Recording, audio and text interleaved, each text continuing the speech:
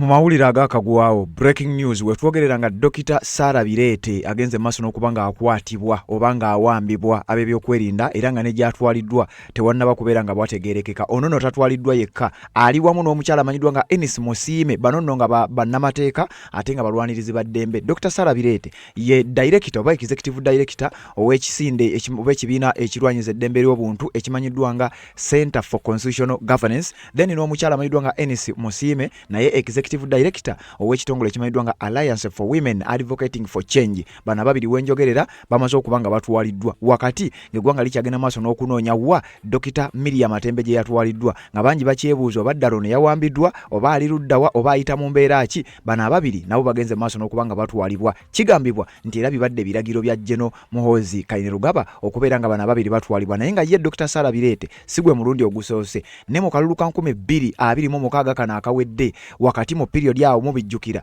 Dr. Sarah Birete y'omu ku baawambibwa n'ekitongole kye ne kibeera limited ogenda maaso n'okuba nga kibaako emirimu gye bagenda maaso n'okuba nga bakwasaganya mu ggwanga erya Uganda. Kakati wenjogerera kikakasiddwa ti Dr. Sarah Birete ne munne bamaze okugenda maaso n'okuba nga bakwatibwa. Wuliriza ng'ebya Sarah Birete bikyagenda maaso n'okweraliikiriza bannayuganda nga bakyagenda maaso n'okwebuuza ddala kiki ekiri mu kwapeninga mu ggwanga erya Uganda. Wenjogerera nga ne Erias Lukwago ebibye si birungi, essaawa yonna bakugamba nti Erias Lukwago yandibanga agenda kuttibwa. Mpuliriza bulungi, okusinziira ku mukutu gw'amawulire ogwa Chimp Reports, Erias Lukwago yandibanga essaawa yonna agenda kuttibwa oba okuteekebwa ku kalabba. Lwaki? Olw'okubeera nti singa Ssaabasajja Kabaka wa Buganda tavaayo ne yeetondera General Muhoozi Kainerugaba oba n'amusaba asonyiwe Erias Lukwago. Wuliriza bulungi byabadde bigambo bya General Muhoozi Kainerugaba bye yatadde ku mukutu gwe ogwa X nga bw'ogenda maaso n'okuba nga owulira nti singa tewabaawo kusaba era ng'okusaba okwo kulina kuva eri anko we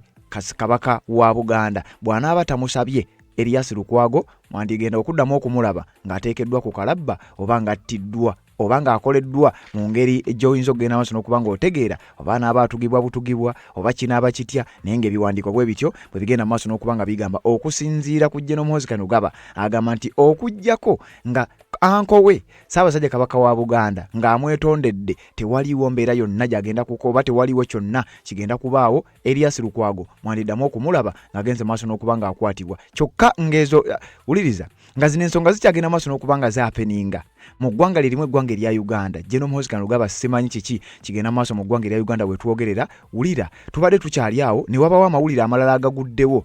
Executive Director wa NMG Company egambibwa okuba nti yeevunaanyizibwa oba etwala emikutu gya Daily Monitor, NTV, jukira emikutu egyo jaggaddwawo. Kati MD oba Managing Director omukyala amanyiddwa nga Nsibirwa wetwogerera nga ssaawa yonna yandibanga agenda kukwatibwa kubawo n'ekiwandiiko kitugamba nti General Muhoozi Kainerugaba alagidde akulira NMG Company eno ya Daily Monitor, NTV bikoze bitya abeere ng'akwatibwa ku biragiro bye. Kakati byenkuleetedde byogenda maaso n'okuba ng'omanya ebyakagwawo essaawa eno. Dr. Sarah Birete n'omukyalo omulala bagenze maaso n'okuba nga bakwatibwa gye batwaliddwa tewannaba kubeera nga bategeerekeka. Executive Director wa Center for Constitutional Governance Dr. Sarah Birete, Executive Director wa Alliance for Women Advocating for Change Enis Musiime, ate nga bombi bannamateeka wenjogerera maaso ogenda maaso n'okuba nga batwalibwa. Dr. Sarah Birete ono nkugambye mu kalulu ka 2026 nga kaakagwa yayogerako ko ne mu EU Parliament. Ngenda kuzaako kema begambi kuwe mujjukira olunaku Robert Kyagulanyi Ssentamu yayogerera mu Parliament y'omukago gwa Bulaaya. Nono omukyala Dr. Sarah Birete naye yayogererako ko ku lunaku lwe lumu era ku platform y'emu. Ne wabula bye yayogera kigambibwa okuba nti abasajja tebyabaleka bulungi. European Union Parliament negenda maaso n'okukola resolution ng'esinziira ku statement z'abantu babiri, Robert Kyagulanyi Ssentamu ne Dr. Sarah Birete. Kyokka era ono y'omu kinajjukirwa ye yasinga okukuba ekya Protection of the Sovereignty Bill mujijjukira nga bagireeta Dr. Sarah Birete era okufaananako ne former minister amanyiddwa nga Miriam Matembe. Kakati ne Sarah Birete bw'ati ensonga zigenze maaso n'okuba nga zitutuukako wano agenze maaso n'okuba nga akwatiddwa ku biragiro bya General Muhoozi Kainerugaba. Ensonga tennategeerekeka wabula ne watwaliddwa tewannaba kubeera nga wategeerekeka. Wenkoledde akatambi simanyi gwe kakutuuseeko ddi naye nga wenkakoledde Dr. Sarah Birete ne munne we batwaliddwa tewannategeerekeka. Erias Lukwago yandibanga agenda kuttibwa. Then n'omukyala amanyiddwa nga Dr. Miriam Matembe akyanoonyezebwa kyokka nga n'akulira Nation Media Group bw'atyo alagiddwa essaawa yonna agende mu maaso n'okuba nga akwatibwa. Tebakomye ku kuggala NTV ne Daily Monitor ne Spark TV wabula n'abikulira yandibanga agenda kukwatibwa. Kkiriza tujjewo akalango kano bino nzije mbikuwe. Nsonga z'obufumbo olina omwami naye ng'akutawaanya, olina omukyala ng'akutawaanya, bajja ne bakwagalako ne bagenda. Gwe alina ebizibu mu byenfuna nga ssente zikuyita mu ngalo, w'oteeka ssente zifa bufi b'owola tebazza. Gwe aloota ng'ogwa mu nnyanja, gwe alumizibwa omutwe nga guganja okuwona, naawe aloota ng'ebintu bikozesa ensonga z'obufumbo. Nina ekifo ku mugga awali amayinja wennyambululirako ebisiraani, ekikwa, ekifiiriza, omudibo, obutaganja, obutawiibwa. Nzijanjaba abantu ab'enzikiriza zonna, nsiŋŋaanibwa njeru ku lw'ejjinja. Gwanjagala kuba ku nnamba yange eyo, waliye wale nnyo yita ku WhatsApp. Yes, webale kubanga okyagoberera yonna gy'osinzira okubanga gy'otulabira ndala gw'atambula naffe ebbanga lyonna ku mukutu ogwa Red Zone TV n'emikutu emirala kwe tusinzira ogenda maaso n'okubanga tukutuusaako ensonga nga bwe ziba zitutuuseeko. Kakati gw'amaze okusubscribinga genda mu comment section teekayo obubaka ku nkomerero ya updates zino tutera okubuyitaayitamu ate ensonga ne ziba nga zitambulira ddala ne zituuka we ziteekeddwa okuba nga zituuka. Bw'obanga obadde ogoberera bino nkakasa ogenda maaso n'okubanga obitegeera ekigenda mu maaso. Nakugambye weekuumire ku mikutu gino. Waliwo ebiri mu kuhappeninga visibly ng'osobola okubirabako. Naye wandibanga mu ggwanga erya Uganda waliwo ebiri mu kuhappeninga in the background nga nze naawe kiyinza okutwetaagisaamuko okunoonyereza okw'ekika ekya waggulu okusobola okubiraba. Yensonga lwaki nze bwe nkola okunoonyereza okwo nzija at least n'enkuupdatinga n'enkuwa ebyo weetaaga ogenda maaso n'okuba ng'omanya n'otegeera ekigenda mu maaso mu ggwanga erya Uganda. Kakati olwaleero lwokka statement zokka ezikozeddwa General Muhoozi Kainerugaba zongeddwa okuba nga zongera obunkenke zitya. Omukyala akulira NMG oba Nation Media Group, eno group okuli NTV, okuli Daily Monitor, okuli Spark TV nga bwe zaggaddwawo. Kampani eyo omukyala agikulira yono gwengenda okuba nga nkuwa bamuyita Susan Nsibirwa. Ku biragiro bya General Muhoozi Kainerugaba ono omukyala yandibanga essaawa yonna agenda kukwatibwa. General Muhoozi yalagidde omukyalo ono Nsibirwa agende maaso n'okuba nga akwatibwa. Kakati nze binsanga wano n'embikutuusaako nga sinaba kuba nga nkutwala mu nsonga yonna. Leka ekiwandiiko kino nkikuyitiremu. Ekiwandiiko kyafulumidde ku mukutu gw'amawulire gwa Chimp Reports nga kikakasa era nga kikonfaminga byogenda maaso n'okuwulira. General Muhoozi Kainerugaba orders arrest of Nation Media MD Susan Nsibirwa. Nti General Muhoozi Kainerugaba yalagidde akulira kampani eno ya NMD Nation Media Group etwala NTV etwala Spark TV ne Daily Monitor abeere nga akwatibwa ku nsonga ki? Ulira wano.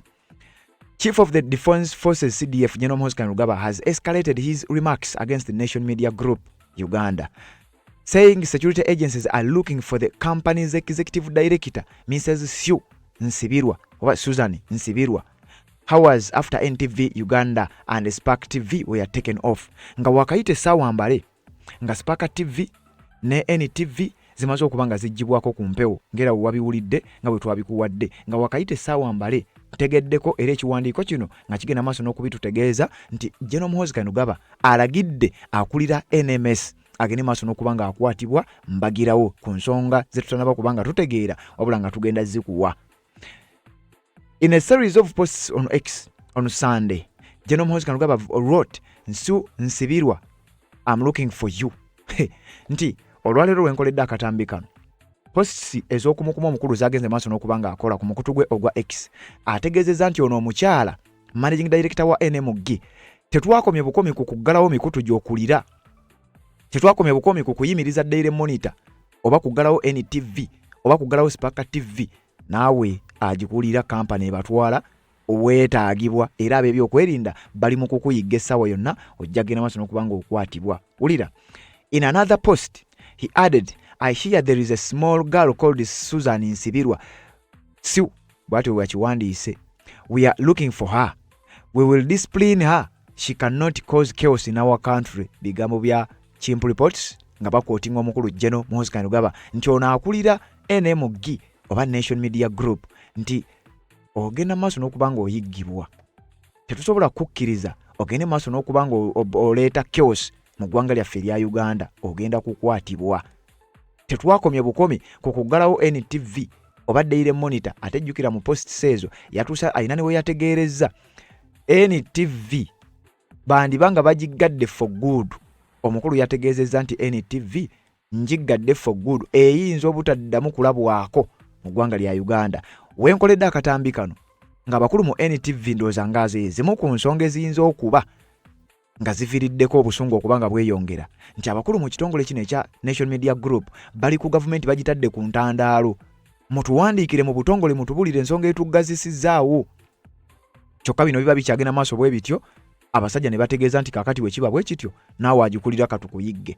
The Chief of Defence Forces subsequently claimed all police patrols are instructed to arrest on uliriza nti abasirikale bonna balagiddwa okukwata omukyalo n'akulira Nation Media Group we baba bamulabiddeko wonna awatali kumusaasira awatali kumukwatibwa kisa ateekwa okujja wano tubeere nga tumudisipuliininga aleeta atya chaos mu ggwanga erya Uganda. General Moses Kainerugaba nga yawandiika ku mukutu gwe ogwa X. Kyokka bino nga bikyagenda maaso era nga naffe weetuli tukyagenda maaso n'okuba nti tubikutuusaako. Amawulire amalala ne gajja agagamba nti Erias Lukwago essaawa yonna mwandimuwulira ng'agenda kuttibwa. Era Muhoozi agamba ng'oggyeko anko wange kabaka wa Buganda ye yekka ayinza okunsaba mbeere nga nsonyiwa oba nga ndeka Erias Lukwago obutamutta. Uliriza era nakino nakyo kiwandiiko nga nakyo kyafulumidde ku mikutu egy'enjawulo. General Moses Kainerugaba, Lukwago could be hanged if no appeal comes from the kabaka. Kabaka wa Buganda nti kati ye yekka ayinza okwapiiringa so okulagira so okusiima wabula yayina okwapiiringa mu bufunze kabaka yayina okwegayirira General Moses Kainerugaba asonyiwe Erias Lukwago. Bw'aba takikoze Erias Lukwago muyinza obutaddamu mulabako bigambo bya General Moses Kainerugaba. Nkuleetera eggulire lya Saalabireeta akwatiddwa ne banne n'ebitambulira ku Miriam Matembe nga kigambibwa nti embeera ekyayongera okugenda maaso n'okubeera ng'etabuka. Wabula nga sinagenda eyo ku nsonga ya Lukwago eno yennyini gye njagala okusooka okugjawo tubeere nga ate tutambula mu ggulire lyaffe nga bwe ndikuleetedde. Katusooke tugyewo ekiwandiiko kino ekigenda maaso n'okuba nga kitukakasa Erias Lukwago ddala kiki ekituufu ekiyinza okuba nga kyayolekedde okusinziira ku biragiro omukulu General Moses Kainerugaba byagenda maaso n'okuba nga ate ategeeza ensi nti byamaze okuba nga ayisa. Wulira ekiwandiiko nze nkuwa biri mu kiwandiiko. Lukwago could be hanged if no appeal comes from the kabaka. Lukwago yanditeekebwa ku kalabbo oba yandittibwa singa tewabaawo apiiru yonna ng'iva wa kabaka owa Buganda. Uliriza, Chief of Defence Forces General Moses Kainerugaba has said detained former Kampala Road Mayor Erias Lukwago could be hanged if no request from his release is made by the kabaka of Buganda Ronald Muwenda Mutebi. Okusinziira ku mukutu gw'amawulire ogwa Chimp Reports gugamba nti Muhoozi yagambye nti eyaliko Road Mayor w'ekibuga Kampala Ssaalongo Erias Lukwago yandibanga ajja kuttibwa oba kutugibwa singa tewabaawo apiiru yonna oba kusaba kwonna kukolebwa ng'ate kukoleddwa kabaka wa Buganda okusinziira ku mukutu ogwa Chimp Reports. Era ne bakwotinga ne bagamba bwe bati, in a series of posts on X, Muhoozi wrote, if my uncle the kabaka requests me to release my prisoner Lukwago, I will do it. Nti mu posts ez'okumukumu omukulu ze yagenze maaso n'okuba nga akola ku mukutu gwe gwa X mbu yagambye okujjako oba singa anko wange kabaka agenda maaso n'okunsaba nti omusibe wange Lukwago awo nja kikola. He later added nti era yazzeemu n'agattako, if no such request come through then we will hang Lukwago like his boss Besigye. Nti naye singa tewabaawo kusaba okwo oba kwegayirira okwo okuva eri kabaka Lukwago yandibanga tugenda kumuhanginga nga mukama we Besigye. Nkuwa bintuuseeko. Lukwago and the opposition veteran Dr. Kizza Besigye are facing treason-related proceedings before the Uganda courts. Erias Lukwago ne mukama we Dr. Kizza Besigye bafeesinga omusango gwa treason. Ono Lukwago yafeesinga omusango gw'okubeera nti yamanya ku musango gwa treason n'atakola ki n'atalonkoma era nga bwe wabiwulira bwe bigenda maaso n'okuba nga byapeninga. Kakati omukulu agamba nti Lukwago ayolekedde akaseera ak'okuttibwa singa anaaba tafunye kusaba kuva wa kabaka. Lukwago, the president of the PFF, People's Front for Freedom remains on remand after being charged with misprision of treason. Nti Lukwago akyagenda maaso n'okubanga facing emisango eja misprision of treason okubeera nti yamanya ku musango gwa treason Besigye gwe yali ali mu committinga n'atamuwaayo. Kati Lukwago kye kibagenda maaso n'okubanga bamuvunaana. Prosecutors allege that between 2021 and 2024 Lukwago, who was serving as Dr. Kizza Besigye's lawyers, knew of all alleged treason plot involving his client and others but failed to report it to authorities. Nti Lukwago wakati wa 2021 ne 2024 kooti oba bannamateeka ba gavumenti balumiriza anti entebe mugimanyi bwentawaanya nti balumiriza nti Erias Lukwago yamanya ku musango gwa treason Besigye gwe yali agenda maaso n'okubanga akomitinga, wabula teyasobola kumuripotinga eri babuyinza.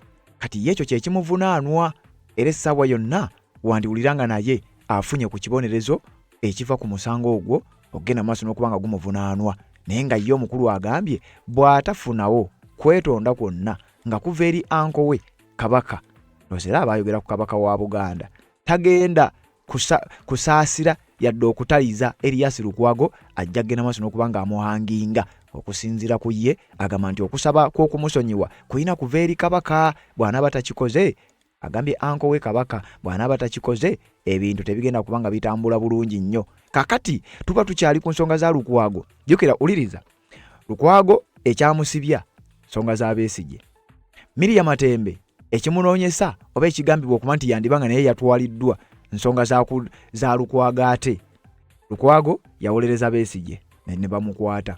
Miriam Matembe yavumirira ekyokuwamba Erias Lukwago naye ebibye tebinnategeerekeka bikyali matankane. Ngenda kusomera ekiwandiiko awo. Kakati ate tukyali ku ebyo Dr. Sarah Birete munnamateeka ate ye olw'okuvaayo n'avumirira ate okubuzaawo onaavumirira oba n'ayogera ku mbeera Dr.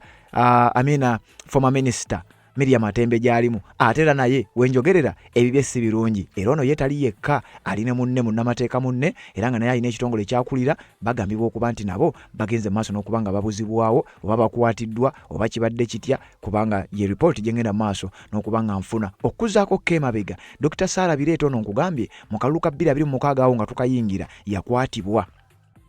Yateekebwa emabega w'emitayimbwa era kakatambika olaba yali David Lewis Lubongoya ng'amukyalidde gye yali atwaliddwa. Era yamuwa essimu n'ayogerako ne Robert Kyagulanyi Ssentamu n'agenda maaso n'okubanga ategeeza nti bino bikyagenda maaso n'okubanga byapeninga era ye mugumu mu malirivu talina kyatidde. Sarah Birete ezimu ku nsonga ezigambibwa nti zandibanga ze zaamukwasa mukadde ako yalinga asuutasuuta nnyo ekibiina kya National Unity Platform, yalinga avumirira nnyo enfuga ey'obwa dictatorship oba ey'obwannakyemalira, yalinga alabula nti abantu bwe banaayimuka ekinaddirira mugenda kimanya. I've seen dictators being defeated by. Omukyalo yayogeranga ebigambo ng'akunga bannayuganda mu ngeri y'emu Robert Kyagulanyi Ssentamu gye yabakunganga. Era kati wenjogerera amaze okubanga akakasibwa nti naye akwatiddwa. Era okusinziira ku kiwandiiko kye ngenda okusomera njagala okutegeeza nti ono ekifo watwaliddwa tekinnaba kubanga kitegeerekeka.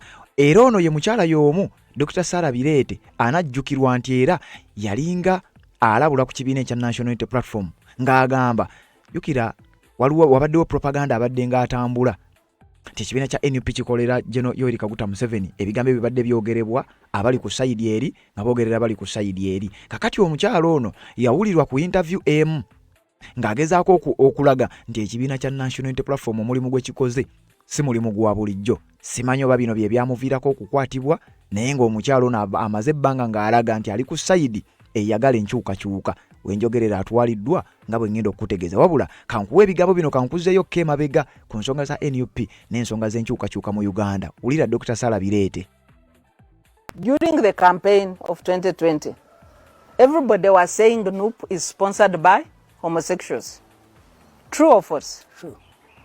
Before NUP came to be, Bobi Wine survived assassination in Arua. True or false? That could be true.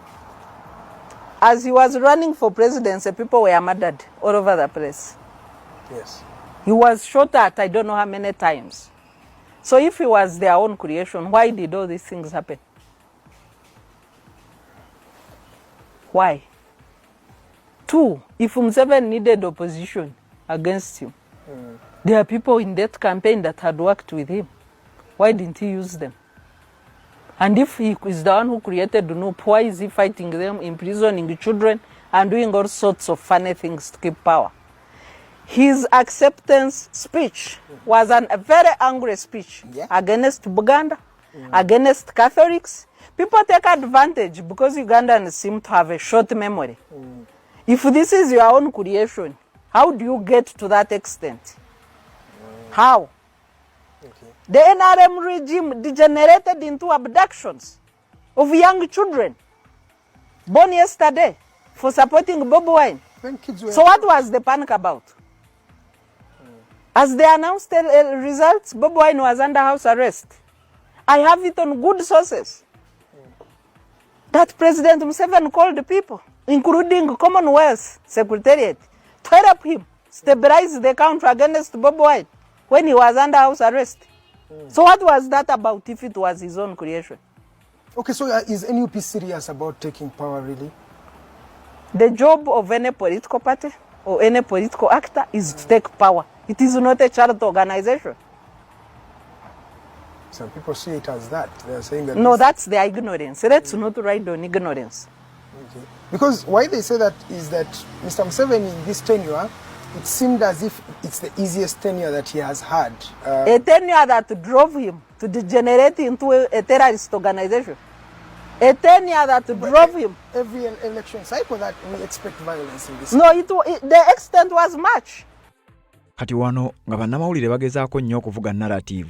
Ekibiina kya NUP simanya tekiri serious n'ebirala ebifaanana bwe bityo. Dr. Sarah Bireete bino byonna yagenda maaso n'okuba nga abivumirira. Kakati wenjogerera amaze okugenda maaso n'okuba nga akwatibwa. Njagala kugenda maaso n'okuba nga mukulaga otegeera omukyalo ono yaani then nkuwe lwaki oba ekiwandiiko byekyogera ku kukwatibwa kwe ate n'ensonga ogende maaso n'okuba nga ozitegeera. Wabula nga sinnagenda wala kkiriza tujjewo ekiwandiiko kino ekinnyonnyola enkwatibwa ye ekinnyonnyola bino gye bisinzidde oba gye byasibuse okugenda maaso n'okuba nga byapeninga. Wuliriza ekiwandiiko kifulumidde ku mukutu gw'amawulire gwa Chimp Reports era nga kyongera okukonfaminga n'okukoonamu stampu nti byowuliza ku Redison TV bwe biti bwe biri nga batugamba nti bino byonna ebigenda maaso n'okwapeninga Matembe Saga nga bwe nkulaze Kizza Besigye bwe baamukwata abadde amuwolereza Lukwago yakwatiddwa era ali mabega wa Mitayimbwa. Lukwago bwe baamukwata ababadde bagezaako okwogera Miriam Matembe ebibye tebinnategeerekeka. Joel Ssennyonyi baamutandiseko kwagala okumufulumya office ya Leader of Opposition. Kati Miriam Matembe ng'akyagenda maaso n'okuba nga ebibye tebinnategeerekeka oba yawambiddwa oba aliruddawa. Kati Dr. Sarah Bireete ate mbu naye Matembe Saga ate kati emukwasizza kyokka ate nga ne Erias Lukwago abasajja bagamba baagala kumutuga. Chimp Reports egambye bweti rights lawyers Bireete and Musiime detained bamaze okugenda maaso n'okuba nga bakwatibwa kikakasiddwa. Wuliriza. 2 prominent civil society leaders and lawyers were detained by security operatives on Sunday as authorities intensified efforts to locate veteran politician and women's rights activist Miriam Matembe, who has been missing since the security personnel raided her home in Luzira last week. Kitegeeza Miriam Matembe balabika bamunoonyezza abuze era nga kirowoozebwa nti bano ababiri be bakutte either nga bamukwese oba nga balina kye bamanyi ku kubulawo kw'omukyalo oyo kakati bakwatiddwa olwa Miriam Matembe okusinziira ku kiwandiiko kino ekifulumidde ku mukutu ogwa Chimp Reports nga bagenda maaso n'okukakasa nti byandibanga bivudde ku bya Miriam Matembe. Wulira wano nga batugamba nti those detained are Sarah Bireete, Executive Director of Center for Constitutional Governance, and Enis Musiime, Executive Director of Alliance for Women Advocating for Change. Ababiri abakwatiddwa ye Dr. Sarah Bireete ono owa Center for Constitutional Governance, then n'omukyala amanyiddwa nga Enis Musiime ono naye nga yagenda maaso n'okuba nga akwasaganya ekitongole ekyo nakyo ekirwanirizi ky'eddembe ekimanyiddwa nga Alliance for Women Advocating for Change. Ekitongole ekyo nakyo akikulira akwatiddwa. Sources familiar with the matter said the 2 lawyers are suspected of knowing Miriam Matembe's whereabouts or of helping her evade arrest for Uliriza. Kibana bakulu mu kulumba amaka ge jjukira nabagamba baasalako amaka ga Miriam Matembe. Kati wano bali mu kukakasa oba confirminga nti ensonga eyali evuddeko kino kwali kukwata Miriam Matembe. Yabula tebaamufuna. Kati kigambibwa okusinziira ku information yeno baali baagala kumukwata nti kati bano ababiri babateebereza okubeera nga either bamuyambyeko okudduka oba si kyo nga be bamukwese. Kati ze ensonga ezibakwasizza era mbu abali okumpi ne sources ez'enjawulo bagamba nti bano ekibakwasizza balina kye bamanyi ku Miriam Matembe wajali waje yekwese. By Sunday afternoon, their whereabouts remained unclear and no formal charges had been announced. Nti obudde we bwagendedde okutuuka bwe butuukidde wenkoledde akatambi. Nga bano ababiri nabo amayitire nga bwe muwulira nti temumanyi Miriam Matembe wajali. Kati nabana ababiri zigenza okuwera ssaawa ez'amalya g'ebyemisana nga nabo amayitire gaabwe tegamanyiddwa. Ne batugamba nti the development comes amid a mounting concern over the disappearance of Miriam Matembe, a former ethics and integrity minister and one of the formers of Uganda's 1995 constitution. Ono Miriam Matembe oluvannyuma lw'okuba nti yabuze tebamanyi gyali, tebamulabako, tebamanyi wa gyali, ate nga babadde bamwagala nga kano kabonero akalaga. Ekisooka, Miriam Matembe yandiba nga tannakwatibwa. Ekyokubiri, bandiba nga bamwagala okumukwata. Kubanga wano bakulaga nti be basuubira okubanga be bali mu mabega w'okumubuzaawo be bakwatiddwa. Her husband, Nehemiah Matembe, said on Friday night that the family had not heard from her since the operation at their home.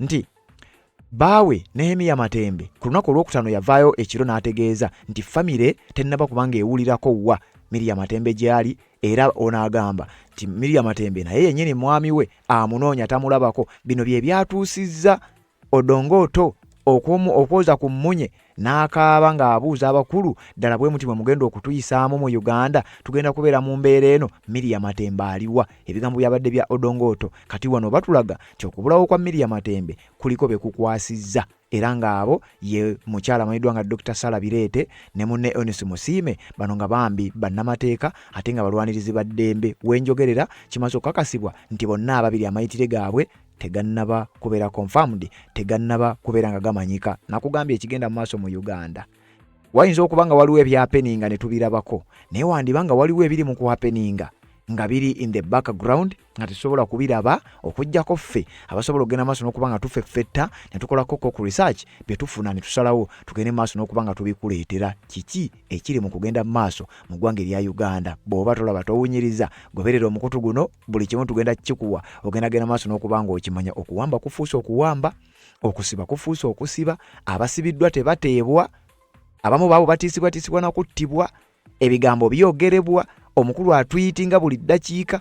Ebibuuzo bikyali bingi nnyo ku kiki ekigenda maaso n'okuba nga kiddako. International community we twogerera, abasajja bakyali mugenda maaso n'okwebuuza naye lino eggwanga sitole ki? Eggwanga lirimu ki? Ng'okuwamba kususse ate nga bawamba bannabyabufuzi abagenda maaso n'okubaako bye boogera. Dr. Miriam Matembe onaamujjukira mu EU Parliament, nkugambye yaliyo ne His Excellency Robert Kyagulanyi Ssentamu, era yayogera ebigambo bingi nnyo. Miriam Matembe ono ng'atudde wali ku pano oba ng'ali ku floor, kugamba nga Robert Kyagulanyi Ssentamu ng'amaze okwogera, Miriam Matembe naye yayogera. Era ebigambo Robert Kyagulanyi Ssentamu bye yayogera tebyayawukana nnyo na bya Miriam Matembe. Bano baavumirira ebyali bigenze mu maaso mu kalulu, baavumirira ekitta abantu ekyakolebwa mu kalulu. Oluvannyuma lwa bino byonna nga bimaze okubaawo, Miriam Matembe wenjogerera, ndi ku Sarah Birete, wenjogerera ng'ebyo bitandise okugenda maaso n'okuba nga byonooneka. Baali baakamala okwogera mu EU Parliament, Robert Kyagulanyi Ssentamu ne Sarah Birete, EU Parliament n'eyisa resolution nga nabo beegasse wamu ababaka 15 plus nga bagamba akyamazima erite yabadde election yabadde military operation. Ebigambo bya Sarah Birete si biwanvu, biwulirize ogende mu comment section ombuulire olowooza si bino bye byagenze maaso n'okuba nga bireeta obuzibu. Towards elections, I was profiled as a highly dangerous person because of the work that I do as a chairperson of the GENDEM, chairperson of the Eastern Horn of Africa Election Observers Network, vice chairperson of the Africa Elections Observer Network, and president of the East Africa Civil Society Forum. The security thinks that this work that I do in the region, on the continent, and at the global level is dangerous, and it warrants me being treated as a terrorist because of promoting democracy and human rights. This profiling is what led to my detention and the charges that are related to a voter register, which I have never seen, that are related sharing of data on a voter register, which is a public document, and these are the charges that I am battling in court. When you look at the work, the characterization of my work during travels at the airport, some random security officers would ask me what I do and why I travel so much. And the work was characterized as recruiting for opposition, as fundraising for opposition in security files. This is how I became a target of regime harassment. The unwritten offenses by the military and the security agencies in Uganda is that if you are a promoter of democracy and human rights, then you are a dangerous person to the government of Uganda. Our constitutional watchdog, the organization that I head locally, capitalizes on demanding for accountable leadership in line with the Constitution of Uganda. But calling out to the regime to account on human rights violations on several media platforms is what rendered me to be branded as a criminal in Uganda. The siege under my home, which lasted for more than 2 hours, surrounding the whole neighborhood, took away, violated our privacy, led to assault of my children, led to the detention of their phones, and depriving them of a right to communicate or study, including those that were engaged in online studies. I will now embark on the plight of civil society organizations in Uganda.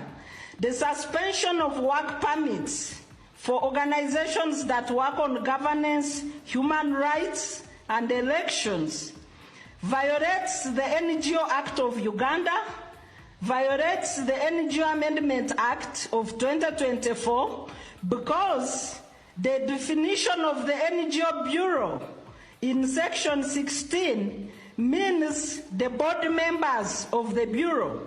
These board members do not exist after rationalization. The secretary who signed forms purporting to be holding out as the Bureau is impersonating the Bureau and has no such mandate.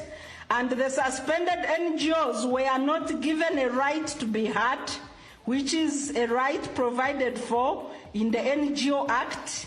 And the indefinite suspension of permits is in effect closure of NGOs without due process.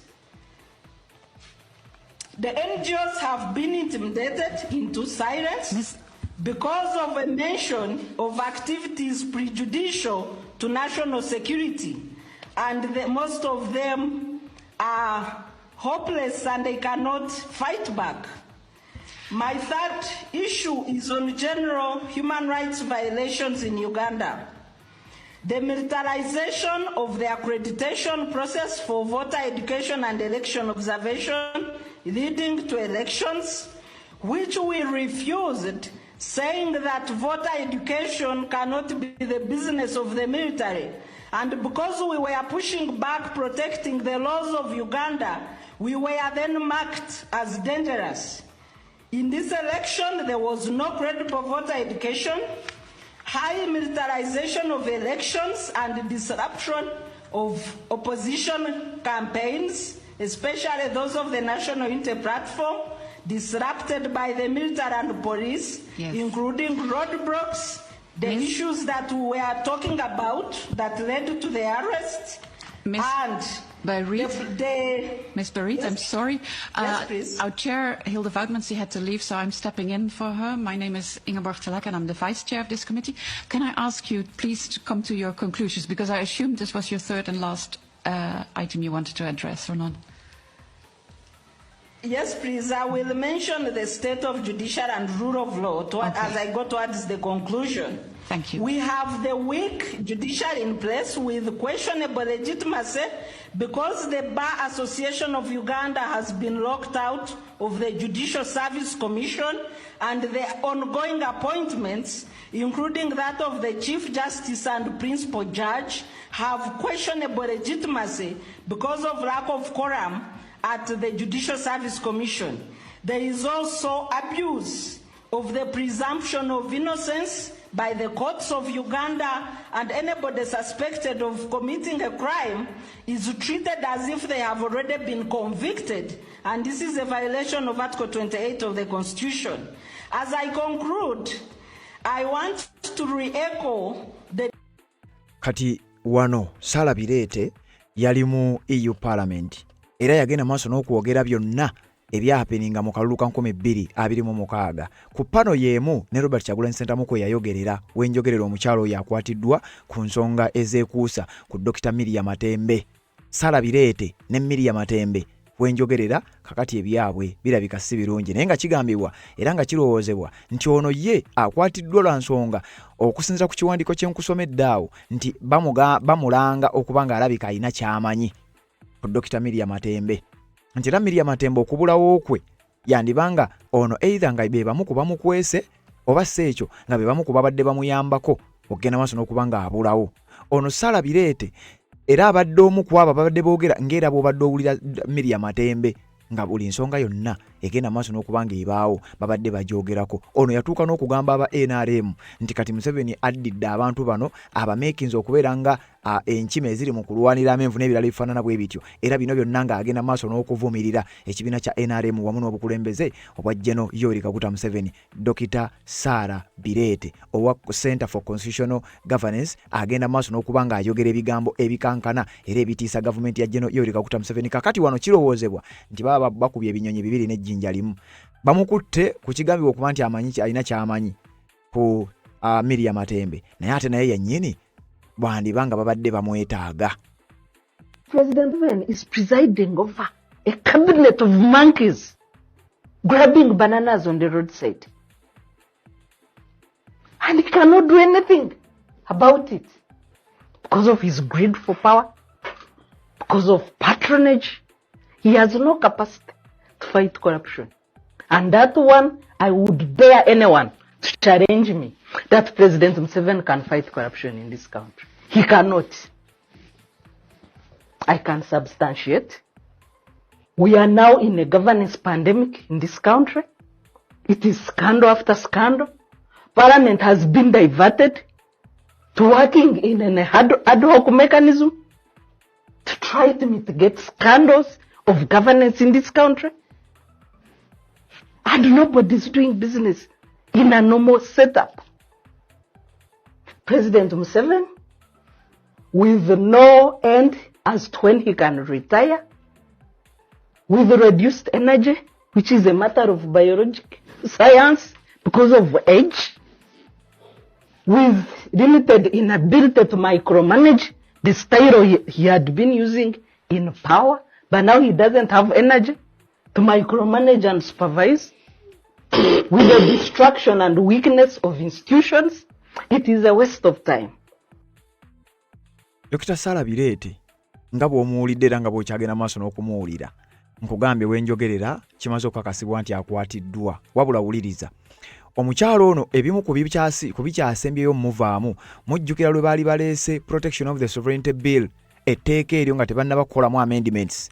Dr. Sarah Birete y'omu ku bantu abaavayo ne bakuba emmeeza era ne bakunga bannayuganda tetemukkiriza etteeka lino genda maaso n'okuba nga liyita. Dr. Sarah Birete yakola press conference ez'okumukumu, yayogera ebigambo eby'okumukumu wenjogerera nga n'ezo ensonga zigambibwa okuba nazo mweziri abasajja bagamba ne wano wayogera nnyo. Dr. Sarah Birete yatuuka okulaga ebituli ebiri mu Protection of the Sovereignty Bill n'alabisa abasajja nga abalina ekigendererwa ekirala ekisukka ku ekyo kye bagenda maaso n'okuba nga balaga bannayuganda. Dr. Sarah Birete yayogera ebigambo bingi byenkakasa nti abasinga obungi mwabiwulira naye wano tekiŋŋaana kubiddamu kubikuwaako n'obiwulira bulungi nnyo. Baali baleeta Protection of the Sovereignty Bill era olw'okuba abantu nga Dr. Sarah Birete baavaayo ne bakuba emmeeza, amendments zagenda maaso n'okuba nga zikolebwa era oluvannyuma lwa amendments etteeka newankubadde lyayita naye waaliwo ebyali binyigiriza okuvira ddala ku muntu wa wansi nze naawe wabula nga kakati ebyo byaggyibwamu kati etteeka ne likyusibwamu naye ng'ebigambo ebya Dr. Sarah Bireete bye bimu ku ebyo ebyasinga okuleeta abakulu bano okutya ne bagenda maaso n'okubaako bye bakyusa. Wuliriza. If you work outside Uganda, if you travel for any reason, including medication, if you trade outside Uganda, if you live and work abroad, if you work for corporations, companies, entities which are foreign, including MTN, Airtel, Daily Monitor, NTV, including the oil companies, SNOC, and the oil companies working in Hoima, including law firms that are registered in Europe, other parts of Africa, including representing, for example, Kenyans or a Kenyan business. Banks, all banks in Uganda are foreign except Pride Africa and former Post Bank. All the other, if you work in Stanbic, Barclays, you are a foreign agent. If you work in, for example, BAT, these international companies, World Food Program, if you work for the UN, you are a foreign agent. Etteeka lya Sovereignty Bill sijja kamala yaako lyali limu ebintu bingi nnyo ebikwata nze naawe wabula kigambibwa nti abantu abakuba emmeza ono ye omulimu gwe yasookerako gwa kunnyonnyola bannayuganda bannayuganda bangi bagenda okuvaayo okukuba emmeeza explanation z'abantu nga bano naddala Dr. Sarah Bireete ng'agenze maaso n'okuvaayo n'ategeeza ensi ebbiiru eno b'ebbago lino kiki ddala ekiri emabega waalyo. Kakati oluvannyuma lw'ebyo byonna mukazi wattu wenjogerera agambibwa oba kyakakasiddwa okubeera nti kakati yakwatiddwa yatwaliddwa ku nsonga ezitannaba kuba nga zitegeerekeka naye nga kyabadde kiragiro eky'omukulu eyagenze maaso n'okuba nga atowa order newankubadde nga si gwe gusoose wabula kino kivumirirwa ekyogenda maaso n'okuba nga abantu bakwatibwa bye byakaabizza omukulu amanyiddwa nga Odongoto. Kakati wuliriza ngenda kusooka neebaza abantu abajja mu comment section betutambula nabo ku nsonga ez'enjawulo nga mujja ne muteekayo bakaba mu ku nsonga zonna zetugenda maaso n'okuba nga tetuleeta wano era nga sinaba kuba nga ngenda wala munzikirize neebaze abamu ku bantu bano wammanga mami wange Mami Elizabeth okuva UK webale kubanga obeerayo ate n'obutakoowa kubeera ku mukutu guno ogwa Region TV n'okugoberera ensonga zonna zitugenda maaso n'okuba nga tuteekayo. Neebaza mami wange Mama London naye bale kubanga gy'oli era London eyo okubeera ng'ogoberera mukadde wange Papa David Mukase UK era nawe nkuwagala nnyo bale kubanga ogoberera omukutu ogwa Region TV ate n'okuba ng'otambula naffe ebbanga lyonna n'abantu ab'enjawulo omuli Mami Kevin okuva Switzerland, muganda wange Abudu okuva South Africa, Kathe okuva US, mami wange Irene okuva Spain n'abalala mwenna nyinza obutasobola bajjukira mu mutwe naye nsooka okubebaza okubeera nga mutambula naffe ku mukutu guno gwa Region TV era mu ngeri yemu neebaza abajja mu comment section ne muteekayo obubaka bwammwe ensonga lwaki ngenda maaso n'okuba nga mbuyitaayitamu. Ayana Heavens webale kubanga ogoberera message yatuuse webale kubaako ku mukutu ogwa Region TV ono bamuyise tumwesije Yasin nawe bale kubanga ogoberera Isa abiri ettone n'agamba webale kutuweereza nawe bale kubanga obeerako Jeno Musinguzi n'agamba tusiimo tuweereza nange nsiimo kubanga mugoberera omukutu guno ono bamuyise Kasimu Kasimu Batuka webale kubanga ogoberera Seni Edi nawe bale kubanga kwoli message yatuuse ono bamuyise Ariemo Betty nawe bale kubanga ogoberera omukutu ogwa Region TV. Richard Mafabi bale kubanga obeerako nga bulijjo Waiswa Hassan nawe bale kubanga obeerako nga bulijjo Saidi Susha nawe bale kubanga ogoberera message yatuusa Kinshasha ali Kinshasha bwategeezezza. Mami wange Mama Kevin webale kubanga ogoberera obubaka bwatuuse n'agamba webale kutuweereza munange gwasinga okubanga obeerako. Abranovich Sentongo nawe bale kubanga ogoberera nga bulijjo okubanga tova ku mukutu ono bamwise Margaret Nalweyiso nawe bale kubanga obeerangako. James Tamale nawe bale kubanga kwoli Nakawesi Fatuma nawe bale kubanga ogoberera Bera nawe bale kubanga ogoberera bamwise Namakobe Namakola Phoebe webale kubanga nawe obeerako. Ayana Heavens webale kubanga ogoberera. Mariam Matovu webale kubanga nawe obeerako. Shamira Nakanwaji nawe bale kubanga ogoberera. Waluganda Dembe nawe bale kubanga kwoli. Mariam Matovu nawe bale kubanga ogoberera message yatuuse. Ibra Kakensa n'agamba ye alaba waliwo ekijja mu banene naddala eyo. Katolidi nawe bali kubanga kwoli Semmamba Muwanguzi Francis nawe bali kubanga ogoberera message yatuuse bulungi nnyo. Enrique Irene bali kubanga kwoli olamise Swayibu Ntale n'agamba weetuli tuwuliriza we bali tuweereza nawe bali kubanga ogoberera. Ne mu Julian nawe bali kubanga kwoli message yatuuse. Catherine Nababi nawe bali kubanga ogoberera naga mu selling Ugandans n'ebirala. Abera nawe bali kubanga kwoli message yatuuse. Olumu Steve nawe bali kubanga ogoberera message yatuuse. Kato Joseph bali kubako message yatuuse. Susan Global Sera nga bulijjo obadde ombuzeeko naye bali kubaayo ate n'osigala ng'ogoberera omukuto gwa Redzone TV. Elia Musinguzi nga bulijjo bali kubanga naawe kwoli obutakoowa ono bamuyise Watsoma Saira ne Jeno Musinguzi n'agamba atwagala nnyo naawe webale kubanga obeerako nange mbaagala nnyo abagoberera. Alice Nantaba nawe bali kubanga obeerako ku mukutu. Luziana Wambi nga bulijjo. Sentongo Branovic webale kubanga ogoberera. Ani ono bamuyise Nakawesi Fatuma nawe kubanga obeerako message yatuuse bulungi nnyo. Bamuyise Mila Christian Simuo nawe bali kubanga ogoberera. Kamande Mande nga bulijjo nawe bali kubanga kwoli. Ledal nawe bali kubanga ogoberera message yatuuse. Francis nawe bali kubanga kwoli. Ariemo Betty nga bulijjo. Betty Peki nawe bali kubanga kwoli. Ono bamuyise Kauka Jime we bali kubanga ogoberera. Ono n'agamba Various Ebikone. Ono bamuyise Sentongo David. Ono Kagame USA. Ono bamuyise Joseph Wabwire ne Ndawula Daniel nawe bali kubanga obeerako. Segawa Peter Kenyon nawe bali kubanga ogoberera. Wamala Bernard nawe bali kubaako. Maweje Hakim muganda nawe bali kubanga ogoberera. Kiza Zaitun nawe bali kubanga ogoberera. Henrique Irene bali kubanga obeerako. Nansubuga Emilia we bali kubanga nawe ogoberera. Kwikiriza nawe bali kubanga kwoli. Muhindo David nawe bali kubaako. Musitwa Muhammad we bali goberera. Flo Mus we bali kubanga kwoli. Kamande Mande nga bulijjo. Agnes Joey n'abalala mwenna abagenda maaso n'okubanga muteeka obubaka bwammwe ku mukutu ogwa Redzone TV. Abatanaba kubanga musubscribinga mu kikole okkirira wansi awo olaba ekigambo subscribe mu kikwateko. Kwata kade aka notification tubeere nga tutambula ffenna. Amawulire aga Dr. Sarah Birete gagambibwa okuba nti ensonga zivudde ku nsonga za Dr. Miriam Matembe era mbo basuubira okuba nti omukyalo ono yandibanga alina kyamanyi ku kubulawo kwa Miriam Matembe. Miriam Matembe abakulu badde bamwagala omukwata ne basalako amakaage mbu ne basanga nga tebasobodde kumufuna. Kakati ate Sarah Birete ono ne NC Musiime ne balowooza ne bateeberezebwa okubeera nti bandiba nga balina kye bamanyi ku kubulawo kw'omukyalo oyo era nga z'ensonga ezigambibwa nti zandibanga ze zibakwasizza. Naye ate ekyewuunyisa mu kiwandiiko kye tusomye nabo bennyini we batwaliddwa tetutegeddeewo era tebatulambise bulungi nnyo. Naye ffe weetuli tujja genda maaso n'okuba nga tubifeffetta ate era tujje tubeere nga tubikutuusaako. Nja kusaba ekintu kimu kwekumira ku mukutu guno gwa Redzone TV obeere ng'osubscribinga awatali kulemererwa ate obeere nga tokoma ku ekyo. Kwata ku kade aka notification kakuyamba okubeera omu ku abo abasookera ddala okumanya buli we tuba tutaddeyo n'oba nga tomisinga nsonga yonna. Kati wano wenjagala okukuleka tuwuliziganye mu updates ezigenda okuba nga ziddako mu maaso awo.